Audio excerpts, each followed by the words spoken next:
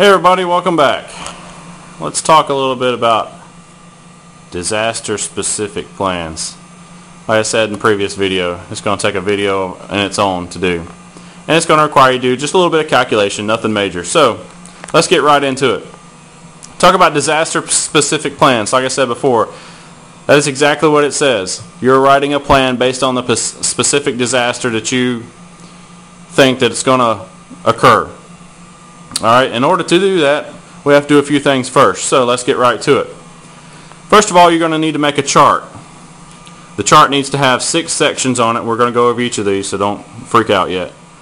You're going to need a threat section, a probability section, an impact section, a vulnerability section, a hazard section, and a risk section. Alright? We're going to go over each of those here in just a second. You may have to pause and rewind. I'm going to try to go fairly quick. Alright, let's talk about the threat for a second. Your threat is exactly what that is. What do you foresee the threat being that you want to plan for? Now, I've got some examples here. For example, I got tornado, pandemic, hurricane, snow, terrorism. The list can go on and on and on. Depends on what do you want to put in your plan and what do you want to prepare for. Alright, once you have figured out the threat, you're going to need to determine the probability of that threat, which is the likelihood of the disaster occurring. So what's the likelihood of the tornado occurring in my area? Roughly 50%. Now you can find this information several different ways. Online, you can contact your local insurance company, you can look through previous disasters, local or most recent disasters, or history back disasters, to determine how likely is that particular incident going to occur in your area.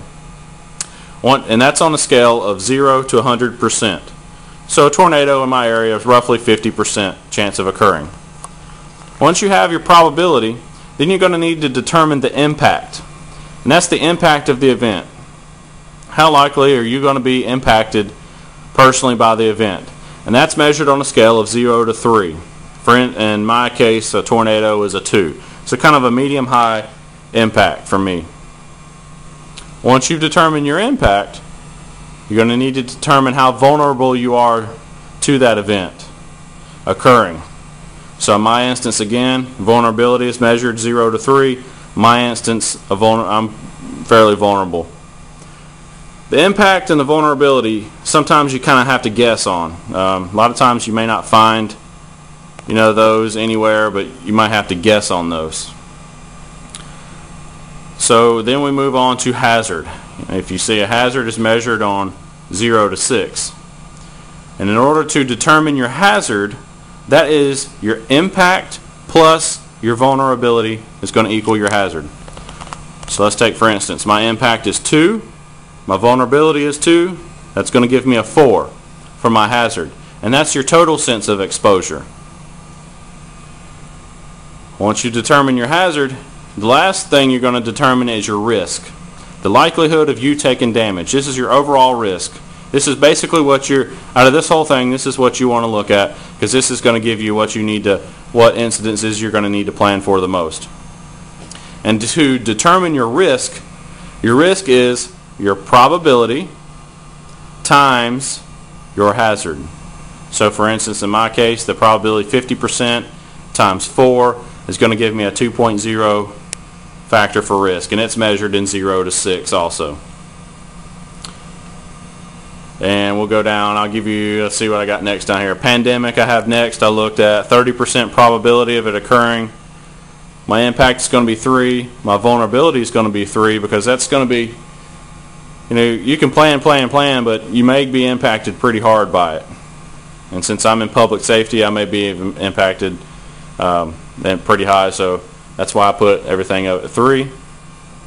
Hazard, that's going to give me a 6, and an overall risk is going to give me 1.8. So high, but not too high. Let's see, go down to the highest one on my list down here. Is a 3.2. That's for snow and ice. Like I said before, down here in the south, we don't get a whole lot of snow, but we do get some snow. We do get ice, and ice is a pain in the butt. You all know that, especially if you live up north where you get snow. Ice is a pain in the butt. So the probability of us getting snow and ice here is about 80%. How bad is it going to impact me? About 2. My vulnerability is about 2. That's going to give me an overall hazard of 4, which will give me an overall risk of 3.2. So out of my list here that I have, and just for example, snow, out of all those, is going to give me the highest. So like I said before, this is going to give you an overall kind of what you need to plan for and how to prepare and whatnot. So I have all this wrote down over here. Kind of go over it again here. Let's see if I can, let me zoom out a little bit here. There's your probability, your impact, your vulnerability, your hazard, and your risk.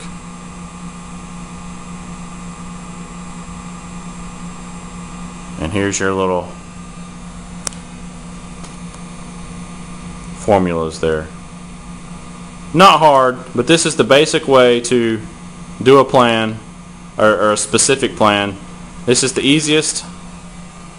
I've done several of these. A lot of these, you'll see businesses do a lot of these where they take down the threats and break down and do a specific plan on a tornado, a pandemic, hurricane, such and so on.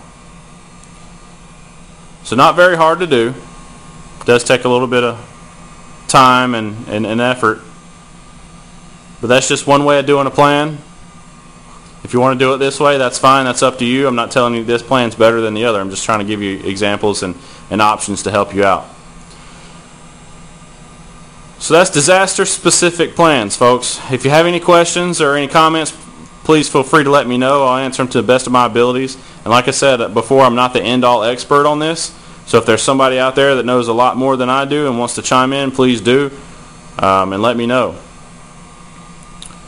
So for the meantime, disaster-specific plans, and I will see y'all again on another video. Y'all take care.